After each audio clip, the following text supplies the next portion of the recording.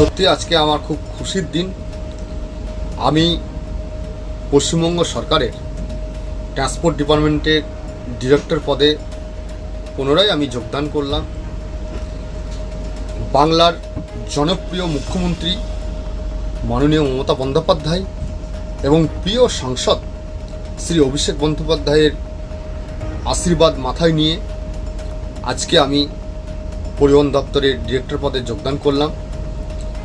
আমার প্রিয় মুখ্যমন্ত্রী মাননীয় মমতা বন্দ্যোপাধ্যায় এবং প্রিয় সাংসদ শ্রী অভিষেক বন্দ্যোপাধ্যায়কে আমি শতকোটি নমস্কার জানাই। ওনারা আমাকে আজ আবার পুনরায় কাজ করার সুযোগ করে দিয়েছেন। আমাদের